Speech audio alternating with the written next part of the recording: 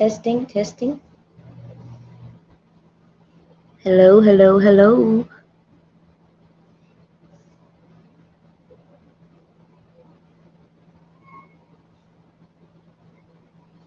I don't know what's going on with this live. Can y'all hear me?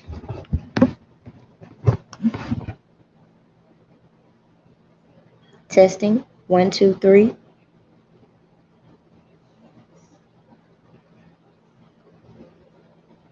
All right. Let's try this shit again. Y'all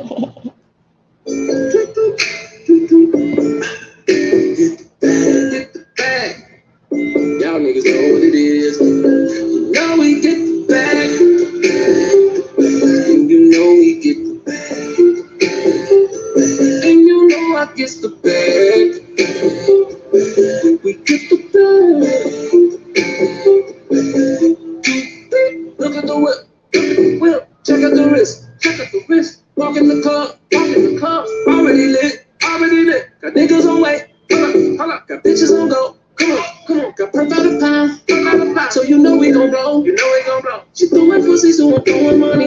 Even though and now she putting it on me. Not from out come a VIP, nigga looking like you wanna run it for me. Just in case 100,000 on me. One for calling us 100 homies. 20 bitches out the club, take them to the crib and then the whole party there. And you know we get the bag, no grocery, we really get the bag. Pull up in the phone, hop up with a phone, hit the mall and pop tag. When a nigga was a gun boy, all I thought about was getting the cash. Yeah, nigga getting the money now, so you know a nigga gon' brag. Still keep it hood, girls all good, jeans still on side. Bank account nigga work out cause it's so fat. And you know we get the bag. And you know we get the bag. And you know I get the bag. We get the Run it up, you wanna ride around in the Bentley truck? Her and that nigga, they done broke it up, way back in the Maybach, suck it up. How it flame with the gang, take a trip. Shit, man, you was saying shit, rip. I get the bag, I've been the level when I do the dash. All of my pickets are glass. When we get your bitch and I smash. I'ma see inside the door, just a pledge. Put the product with the sing around, yeah. I'ma turn 100 to a million, no finesse. I'ma take the jet for the game, can we play? And my neck, white coat, BBA. White coat, put the paddock on, crystal light milk. Get the bag, no help myself. I'ma buy everything on the shelf. Now we get the buy with the water like Phelps. Keep it secret, keep it quiet, don't tell. Yo, nigga, up my wealth. My trip ain't fell, my club ain't fell. I feel like this my year. Spend $250,000 on my ear, I'ma get the bag all year. I'ma hit your bitch from the rear. Hop up in the coupe with the gear. Riding in the race with the shears. Yo, we get the bag. And you know we get the bag. And you know I get the bag. We get the bag.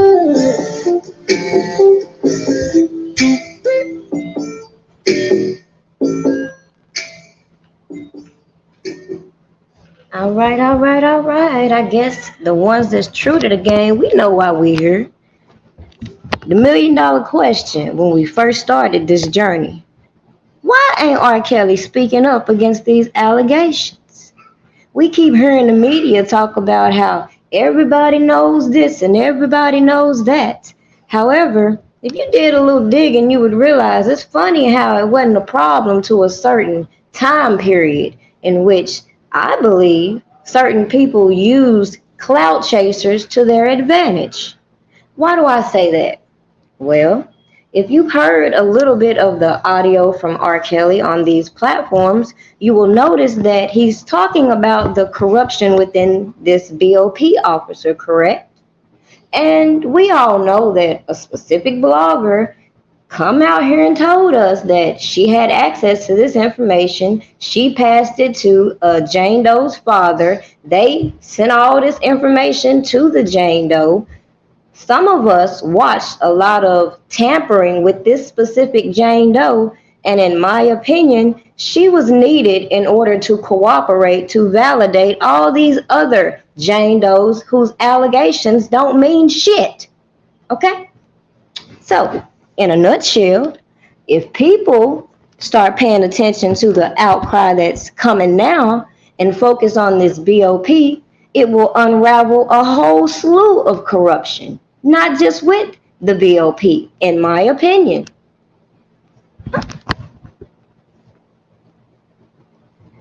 Now, it's very funny and very comical that Tasha K now comes out and she says she wants to do a surviving the parents.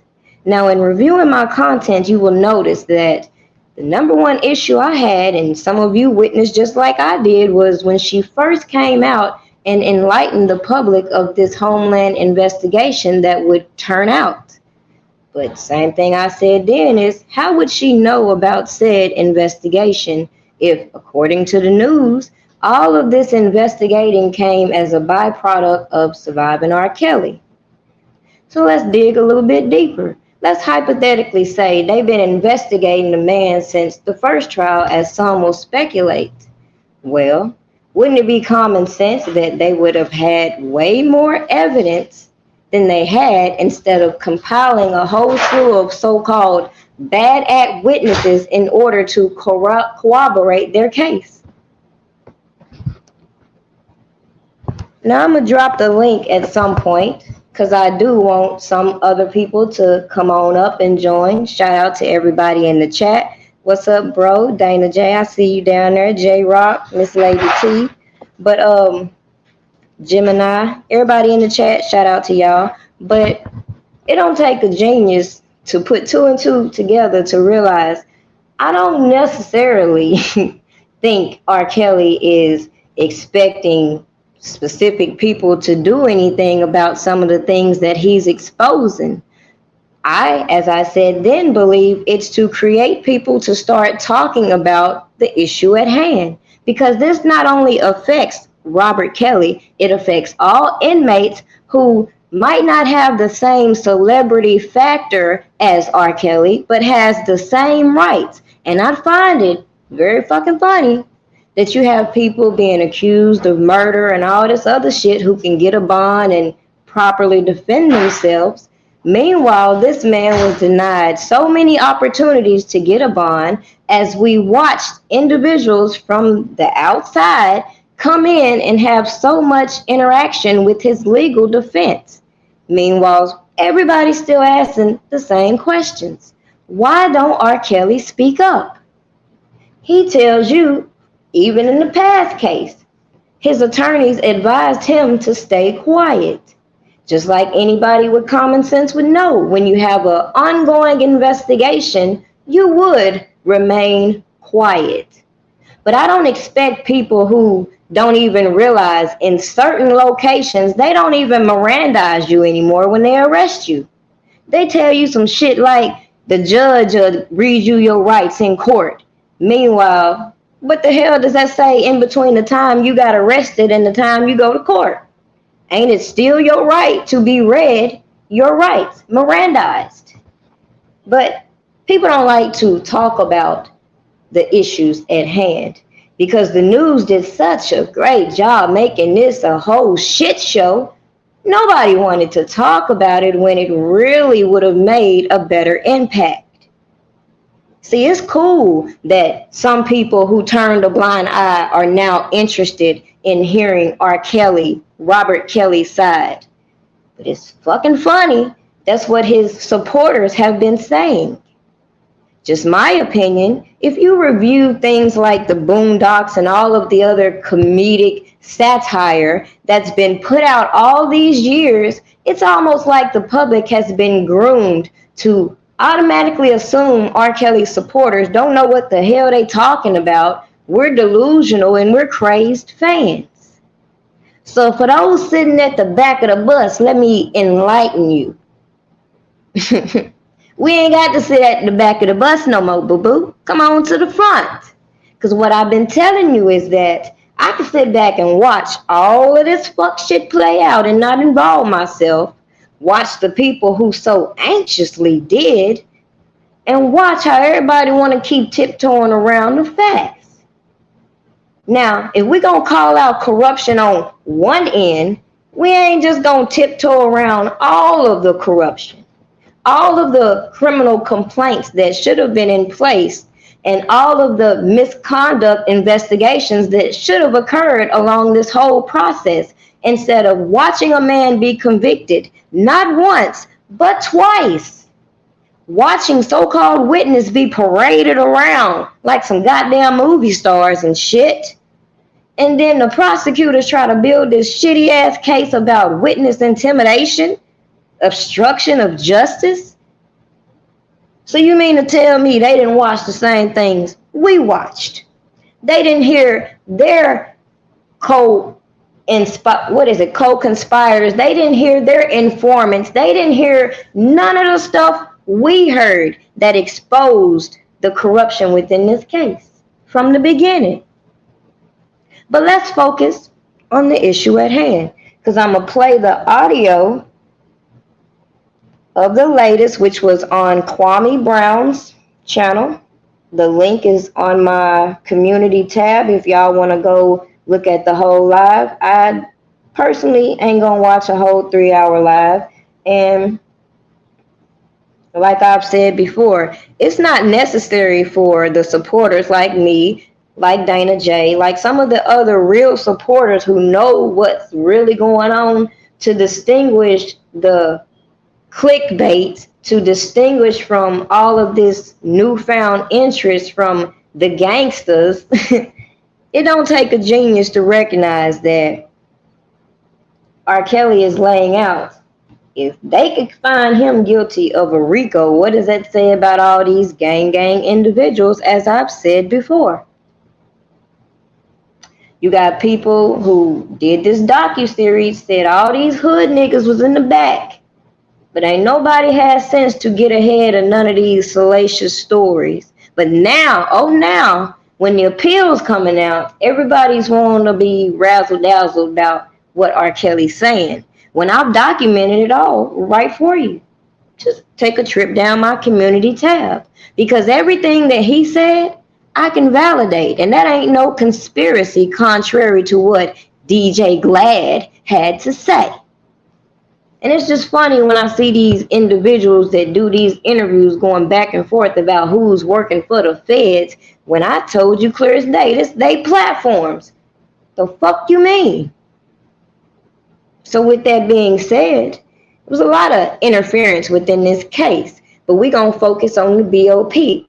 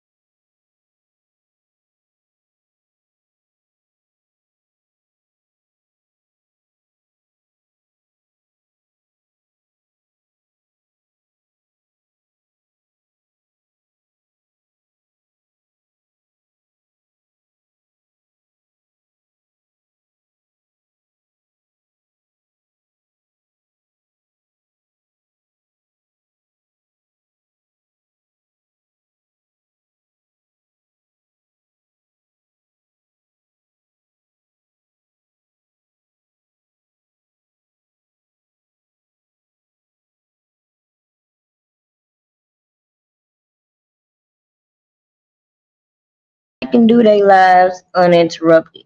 Why in the hell, every time I try to do my live, it's always some bullshit. Can you hear me now?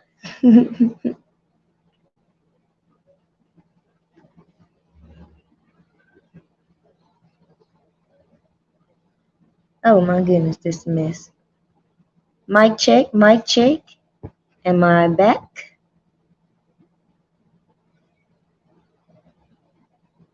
This junk is playing.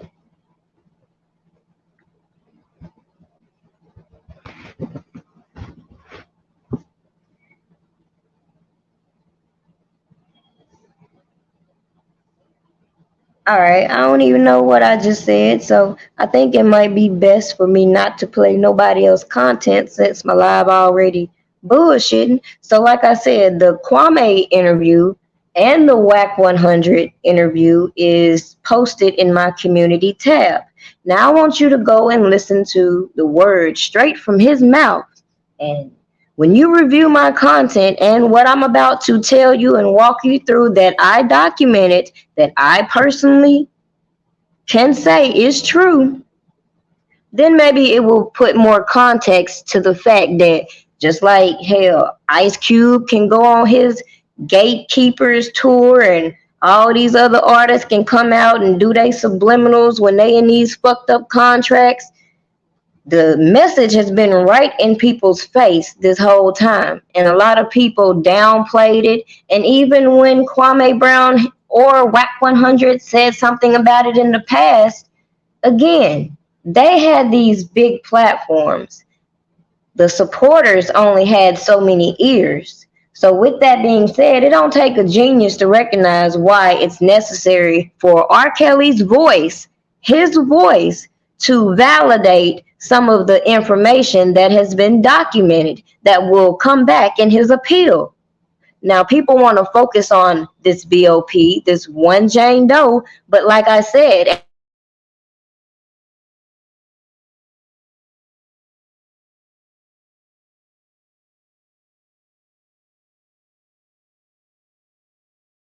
platforms speaking on the topic should have been doing from day one instead of going along with the bullshit.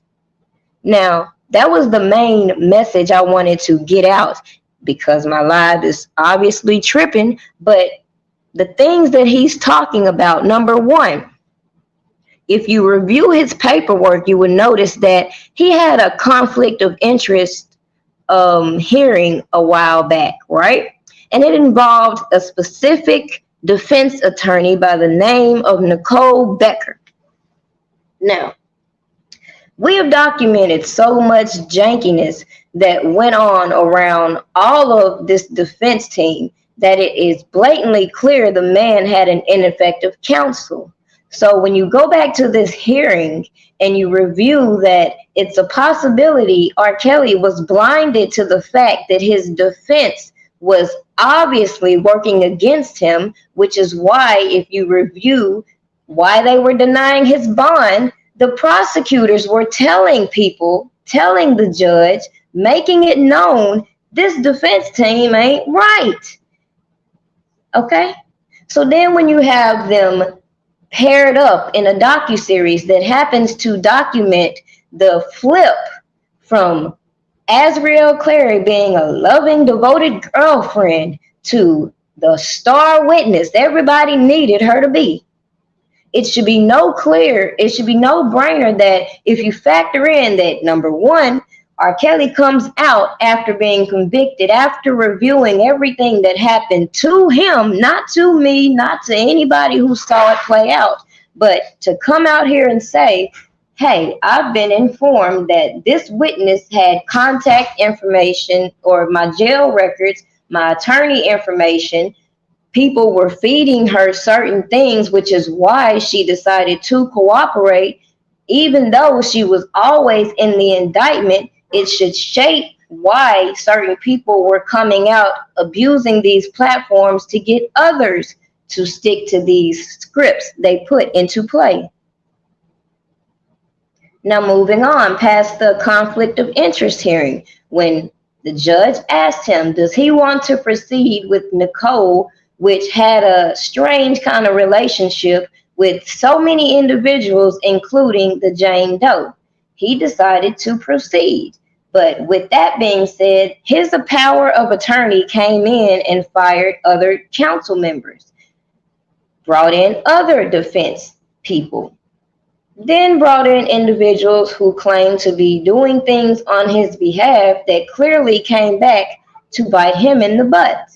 But that's neither here nor there, because moving right along. In the trial, R. Kelly makes it clear that he believes his privacy is being violated. The judge talks about this, in which she deems that she doesn't believe this so-called tampering and interference that R. Kelly himself has pointed out affected his case, even though we have documented the before and after of how this specific witness acted before being exposed to certain information and after being exposed to certain information. So with that being said, what does that mean?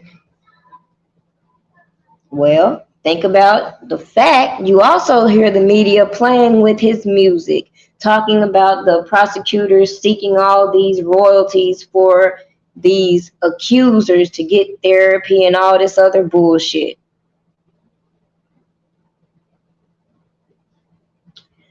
Is it just me, or do anybody realize that that's been my major argument when trying to structure a case around misconduct, around the janky business dealings of other individuals, and packaging it up as a RICO would backfire on an appeal. Kind of the same way all these people did the work to get Bill Cosby put in jail, and then him being released upon his appeal, and then people saying he's released on a technicality when nobody realizes the technicality and how they specifically tried to charge him to get what they wanted. Now, some people might not find anything wrong with that, but what if it happened to you? So hypothetically, let's say you don't feel like the things that R. Kelly is talking about affected his case. You, like Glad, feel like it's a conspiracy. What would be your attitude if it happened to someone in your family? If it has happened to someone in your family and you have no resources to fight back? I'll let you ponder on that, and I'll end this live and hope that in your spare time, you'll review my community tab to the videos that I've lined up for you, because as some may realize, I'm a visual kind of person. So with the screenshots and with the videos I'm presenting, I'm also painting you the picture of all the things that Robert Kelly himself came out and told you. That this Jane Doe stole money from him, flipped on him. Tasha K helped this process. A lot of people is going to be held accountable for violating this man's rights. And regardless of how you feel moving forward, I would think that people would act accordingly when it comes to criminal cases and reporting on factual information and your opinions. With that being said, y'all have a good night. See y'all later, and y'all know I'm watching.